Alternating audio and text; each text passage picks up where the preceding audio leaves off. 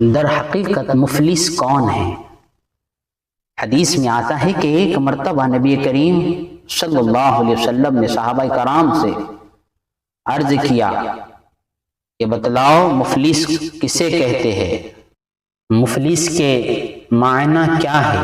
صحابہ کرام رضی اللہ اجمعین نے عرض کیا، یا رسول اللہ، مفلس تو اس کو کہتے ہیں جس کے پاس دینار و درہم نہ ہو، یعنی جس کے پاس روپیہ پیسہ نہ ہو۔ اس زمانے میں درہم چلتے تھے، اشرفیاں سونے کی اور درہم چاندی کے، تو جس کے پاس روپیہ پیسہ نہ ہو، دولت نہ ہو، وہ مفلس ہے۔ حضور صلی اللہ علیہ وسلم نے ارشاد فرمایا، وہ حقیقی مفلس نہیں ہے۔ حقیقی مفلس کون ہے؟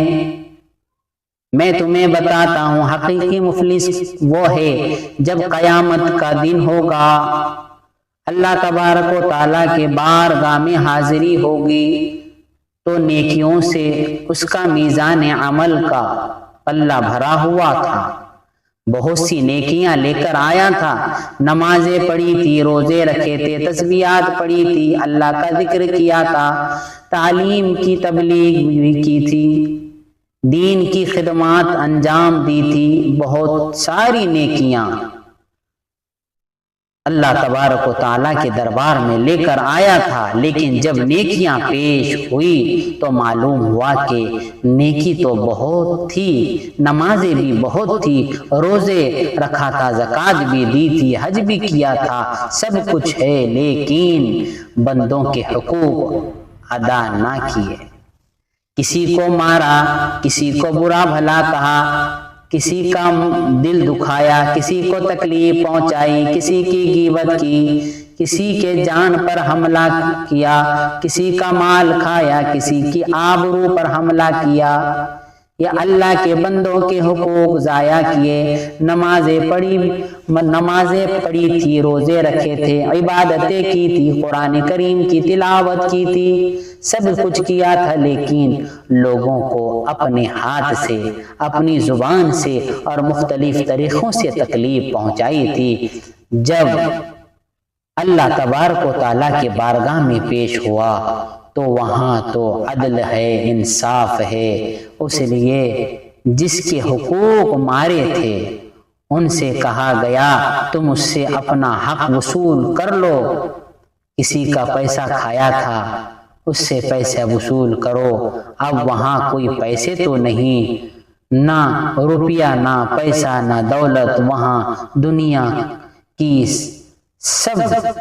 کرنسیاں ختم ہو چکی ہے، وہ حق کیسے ادا کرے؟ باری تعالیٰ فرمائیں گے یہاں کا روپیہ پیسہ نہیں، یہاں روپیہ پیسہ نہیں، یہاں کا سکہ تو نیکیاں ہیں، وہ نیک اعمال ہے جو اس نے دنیا کے اندر کیے تھے، لہٰذا اس کے ذریعے بدلہ دیا جائے گا۔ چنانچہ جس کے پیسے کھائے تھے، جس کو گالی دیا تھا، جس کو تکلیف پہنچائی تھی، وہ ہر ایک اپنا حقوق لے آئے گا اور اس کے اعمال کا ثواب لے کر چلا جائے گا۔ وہ سب ایک صاحب حق کو مل گئے، دوسری نمازیں دوسرا صاحب حق لے کر گیا، روزہ تیسرا صاحب حق لے کر گیا، حج چوتھا صاحب حق لے کر گیا، اور جتنے نیک اعمال کیے تھے ایک ایک کر لوگ لے کر جاتے رہے، یہاں تک کہ ساری نیکیاں ختم ہو جائے گی، اور وہ جتنا ڈھیر سارا اعمال کیا تھا وہ سارا ختم ہو گیا، اب کچھ باقی نہیں رہا۔ کچھ لوگ پھر بھی کھڑے ہیں، پروردگار ہمارا حق تو رہ گیا، ہمارے بھی پیسے کھائے تھے، ہمیں بھی برا بھلا کہا تھا، ہماری بھی غیبت کی تھی، اس سے ہمارا بھی بدلہ لینا ہے، لیکن اس کے پاس اب نیکیوں کا ذخیرہ ختم ہو گیا، بدلہ کیسا لیا جائے گا؟ اللہ تعالیٰ فرمائیں گے اب راستہ یہ ہے کہ تمہارے جو گناہ ہیں وہ تمہارے نام اعمال سے مٹا کر اس کے نام اعمال میں ڈال دیے جائیں گے۔ تم نے غیبت کی تھی، تم سے وہ گناہ معاف ہو گیا، وہ گناہ اس کو دے دیا جائے گا۔ تم نے کوئی اور ناجائز کام کیا تھا، اور اس کا ناجائز کام کا گناہ اس کے نام اعمال، آپ کے نام اعمال سے مٹا کر اس کے نام اعمال میں ڈال دیا جائے گا۔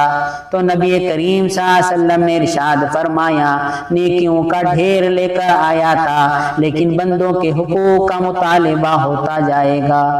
ہوتا گیا، اس کی وہ نیکیاں باقی نہیں رہی، سب ختم ہو گئے، اب اس کے اوپر گناہ ہی گناہ رہ گیا۔ فرمایا حقیقت میں مفلس وہ ہے جو نیکیاں لے کر آیا تھا اور گناہوں کا بوجھ لے کر جا رہا ہے۔